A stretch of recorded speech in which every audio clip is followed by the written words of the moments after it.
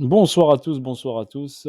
Seed Trading avec vous. J'espère que vous avez passé une bonne semaine de trading et autre chose, bien sûr. Je vais revenir sur l'analyse de Luna. Ok. Donc Luna, je l'ai pris là en H4. Donc là, j'ai une zone de neutralité ici, zone d'équilibre. Le prix qui est parti de 0,28 dollars. Zone de neutralité. Ici, un point bas en mars 2020, si je ne me trompe pas. C'est bien ça. Ce point bas en mai 2021. Une zone d'accumulation et après une accélération du prix à partir de juillet 2021. Donc juillet 2021, le plus bas est ici, en mai, et une accélération haussière. Ensuite, on a quoi? On a une montée ici, en escalier, tac, tac, tac, un point bas créé ici, venir retester ce point bas, et une montée ici en escalier, et ensuite une accélération haussière à partir de novembre 2021. On a une hausse, un retracement, ici un ATH, ici effectué le 5 décembre 2021, un retracement, tac, et après un ATH le 27 décembre 2021, donc l'hiver 2021. À partir de ce point haut, nous avons réussi un retracement en A, B, C. Donc sur la A, il y a un 3 temps, donc A, B, C, grande A, B et C. Donc quand on a eu cette correction ici, on a eu ici une accumulation qui s'est mise en place. Ici, on a eu un BC, ici, on a eu un ST, AR et ici un saut. Sur le saut, on a eu une accumulation sur cette zone ici de demande ici. Cette zone de demande ici qui reste quand même importante. Et à signaler cette zone de demande qui est entre 45 dollars et 38 dollars. Donc on est venu titiller avec cette mèche, cette zone de demande ici, là, pile poil sur les 43 dollars exactement. Ensuite, ici, une schématique d'accumulation avec SC, ST, ST, et on est parti vers le haut. On a fait une hausse ici, un dernier petit test et une accélération haussière verticale. On est venu chercher quoi? Directement chercher la liquidité qui nous attendait ici. On a pris l'argent ici et on a fait, on appelle ça un UA, donc une petite prise de liquidité, un petit retracement, donc une petite respiration parce que le prix a accéléré fortement. Donc une petite respiration qui est venue ici, il a créé un palier ici, venir retester ce palier-là. Et ensuite, on est parti chercher un nouvel ATH en le 5 avril 2022. Donc on va revenir ici ensuite. Donc là, qu'est-ce qu'on a au schématique? On a un BC, on a un UA, on a un UT. On a trois sommets, un high, un nouveau high et un nouveau high. D'accord? Pour ma part, il nous reste un dernier high à effectuer. Pour votre information. Ça, c'est moi, je ne suis pas conseiller financier, mais je vous dis moi, ma vision, la vision de Seed Trading, qu'est-ce que moi, personnellement, je vois. Donc, je vois ici un BC, un UA, un UT, et il manquerait un UTA, donc un dernier high, donc un dernier sommet. Par contre, quand on fera ce dernier sommet, il y aura forcément une grosse correction derrière. Ça, il faut être conscient qu'on aura une grosse correction derrière. Après ce high. Ok, il y en a qui vont me dire Luna ne descendra jamais, tac tac, mais normalement, si logiquement on suit cette analyse et cette schématique Wyckoff, et si j'ai mon saut qui est ici sur les 43 dollars, ce point bas, cela veut dire que Luna risque fortement de revenir, a de fortes probabilités de revenir dans la zone en dessous des 43 dollars. D'accord? Voilà ce que me dit. Après la temporalité, je ne peux pas vous dire quand, il faut juste observer, attendre. Mais je sais que la zone ici, le prix reviendra. Il faut juste attendre qu'il fasse son dernier high. On y est presque, mais ce n'est pas encore le moment. Mais on y est presque.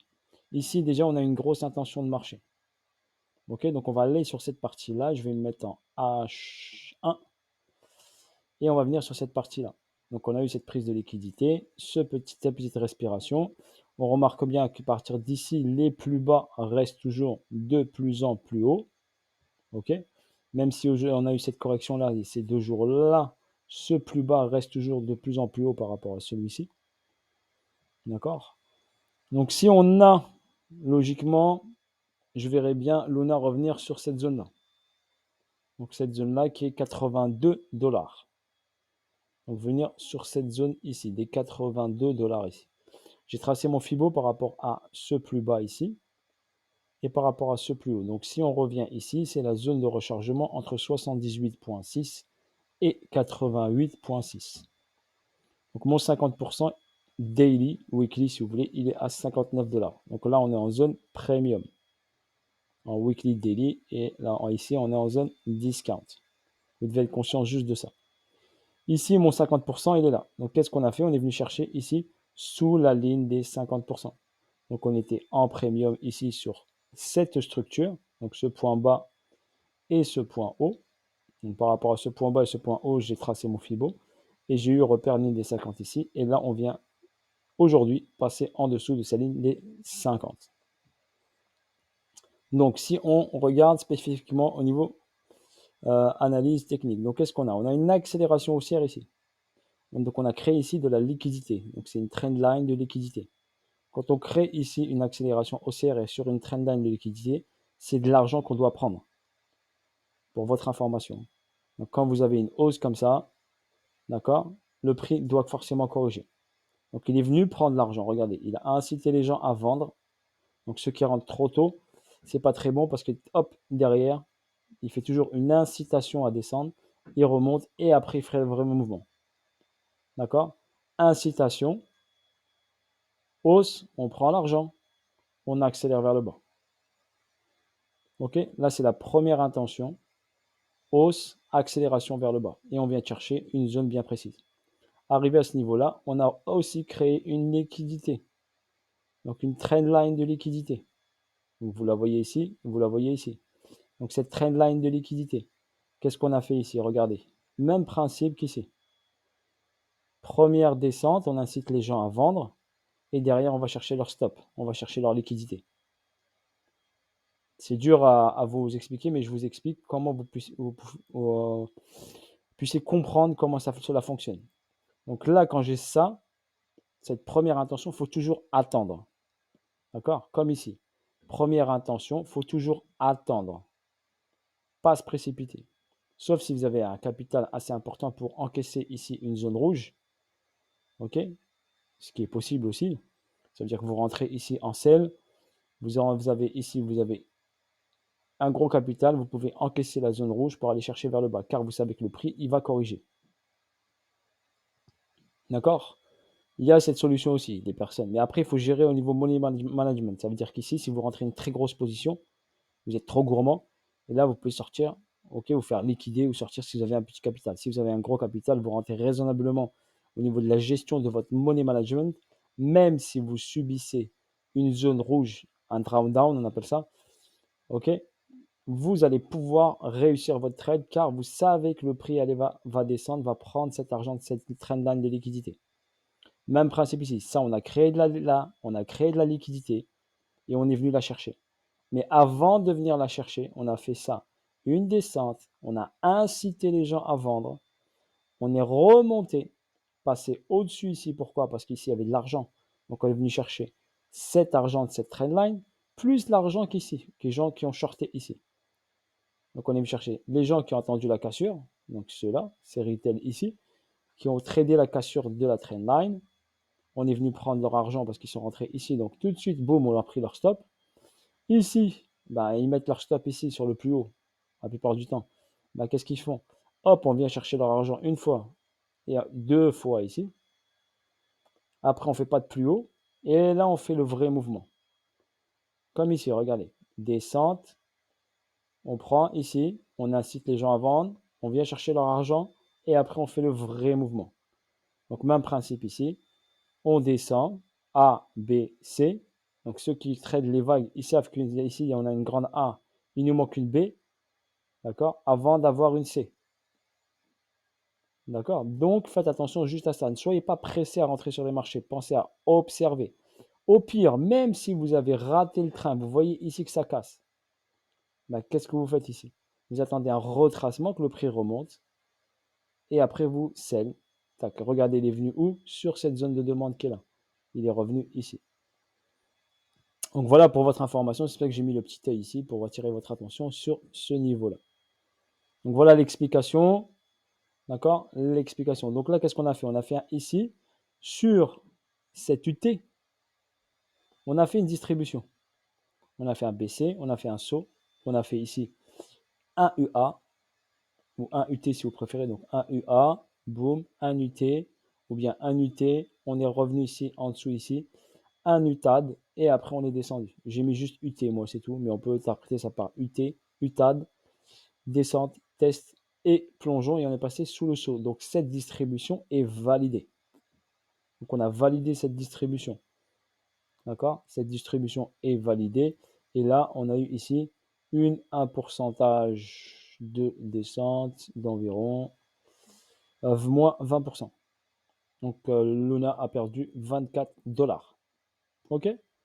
Donc voilà, Luna a perdu 24 dollars. Mais je vous ai dit la possibilité de venir chercher ici les 82 dollars. Pourquoi? Parce que c'est la bonne zone de rechargement entre 78.6 et 88.6. OK? Rien n'empêche, bien sûr, quand on a une distribution comme celle-ci. Donc je vais prendre ici mon petit stylo pour vous expliquer. Quand on a distribué ici, quand on prend l'argent ici, donc ici on a pris le dollar. Donc quand on prend l'argent, on a ça. Forcément derrière, on aura une réaction. Une réaction haussière. Donc on peut venir retracer, revenir sur ce niveau par exemple. D'accord? Sur les 107 dollars. Et après, hop, valider une continuité de baisse. Pour aller chercher notre objectif par exemple ici. D'accord? Et après, on n'oublie pas qu'il nous reste le dernier high. Donc possibilité que le prix revienne ici. À partir de revenir dans cette zone, hop, repartir ensuite vers le haut. Ok, voilà, moi, personnellement, ce que je vois. Maintenant, après, j'attends bien sûr des causes. Ça veut dire quand le prix va bouger, donc avant qu'il bouge ici, donc avant qu'il bouge là, il crée une cause. Une cause, hop, pour refaire ça, prendre l'argent par exemple ici. Ici, on a une bonne zone de demande. Regardez ici, à ce niveau-là. Donc on a une bonne zone, donc le prix peut revenir ici, comme j'ai dit, sous la zone des 107 dollars, et après recontinuer la baisse. Ok? Donc redescendre sur la baisse. J'ai une petite alerte. Donc voilà, je mets une alerte. Hop. Donc là, ici, on peut avoir ça. D'accord? Donc ne pas se précipiter sur un actif, prendre le temps de bien observer ses mouvements. Ok? Voilà ce que je peux vous dire sur Luna, avec les petites explications. J'espère que ça va vous aider. Ok? Même principe, regardez ici, vous avez une trade line de liquidité. Là, on a créé une trade line de liquidité. Donc attendez, je vais la cloner celle-là pour vous montrer. Donc là, même principe, je vous montre le principe. On a créé ici une trade line de liquidité. Et le prix, il a fait quoi? Eh ben, il a créé l'arrivée de l'argent sur cette trade line. On est venu, hop, chercher cet argent. Donc hop. Et après, qu'est-ce qu'il a fait? Hop, il a, hop, venu chercher ici. Si on ne sort pas tout de suite rapidement sur cette zone ici, on n'est pas trop gourmand, et bien derrière, hop, on reprend l'argent. Pour les gens qui attendent des descentes ici plus bas, et ben le prix remonte direct. C'est le même principe ici. Et après, il redescend. D'accord? Quand vous avez des accélérations haussières, ici, si par exemple je prends le mouvement, je vais vous expliquer rapidement. Regardez, si je prends ici mon Fibonacci par rapport à ce plus haut et ce plus bas. Allez, un exemple ici. La trendline de liquidité, elle est partie de ce niveau-là. OK. Le prix risque ici, si vous voyez 50% proche des 50, eh ben, encaissez votre position. OK, soyez pas trop gourmand. Vous faites ici un pourcentage, exemple, ici. Une chute ici de pratiquement 20-22%. Donc, Luna perd 20 dollars. Donc, hop, une moyenne de 20 dollars, c'est déjà pas mal pour un bon trade réalisé. OK, juste en utilisant le Fibonacci, par exemple. Voilà, là pour l'instant, regardez ici, donc par rapport à ce plus bas et ce plus haut, on est passé sous la ligne des 50 et on est proche des 61,8. Mais on est ici, donc il peut réagir parce qu'il vient de prendre de l'argent. Voilà sur ce pour la petite vidéo. J'espère qu'elle vous aidera à comprendre un petit peu comment fonctionnent les marchés financiers. D'accord? Voilà, sur ce, une autre trendline de liquidité. Allez, c'était la vidéo pour la trendline. On va vous montrer un autre exemple encore. D'accord? Donc je vous le montre ici. Voilà, trendline de liquidité. C'est pour ça que je vous dis, si vous tradez trendline support résistance, vous allez toujours vous faire piéger. Donc trendline de liquidité. Voilà, une trendline. Donc ici, on a quoi? Hop, trade line de liquidité, tac, on est venu ici, on n'a pas cassé, on est venu en haut, on l'a cassé. Donc on a incité les gens à vendre, hop, on est remonté par contre. Et là, par contre, la personne qui est rentrée ici, bah, elle a été gagnante sur son trade. Mais il faut toujours, de préférence, attendre ça, quitte à attendre, hop, le petit sursaut et rentrer sur le petit sursaut. D'accord? Ne pas être trop agressif. Si vous êtes agressif, vous mettez votre stop loss tout de suite. Au pire des cas, si le prix revient et vous sortez à zéro. Si le prix revient vers vous, vous sortez à zéro. Au moins, vous protégez votre position. Ok, voilà un autre exemple de trade line. Donc ça, je vais tout vous le faire. Là, ici, par exemple, on a une trade line de liquidité ici. Trade line de liquidité. Donc si la personne est rentrée ici, hop, en sell, le prix est descendu, il est remonté. Donc s'il a mis son stop ici en haut, ça va, il a été protégé. Et après, le prix a fait le vrai mouvement. Donc le vrai mouvement, il est là. Il faut toujours attendre un petit peu, tac, tac, quitte à perdre quelques pips ou quelques dollars, c'est pas méchant. Mais derrière, on a le vrai mouvement qui se fait. Ok, voilà sur ce pour Luna. Je vous ai fait en même temps un petit cours pédagogique sur les trade lines de liquidité pour comprendre où la liquidité se trouve et où on va la chercher, où les market makers vont la chercher. Donc voilà, grosso modo. Voilà la petite explication. Bisous à tous, bonne soirée à vous tous.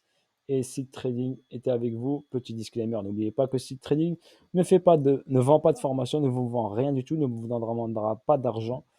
D'accord? Sauf si vous voulez faire un don pour la chaîne. Hein. Ça, après, c'est à vous de voir. Donc là, il ne vous donnera pas d'argent. J'ai pas de fonds d'investissement. Je ne traite pas avec un robot de trading. OK? Et je ne vends pas de formation ni de mentorat pour l'instant. OK? Mais je vous montre des petites astuces sympathiques qui peuvent peut-être vous aider dans votre trading et comprendre comment fonctionnent les marchés financiers. OK? Sur ce, bonne soirée à vous tous. Et je vous dis à bientôt pour de nouvelles vidéos, de nouvelles aventures.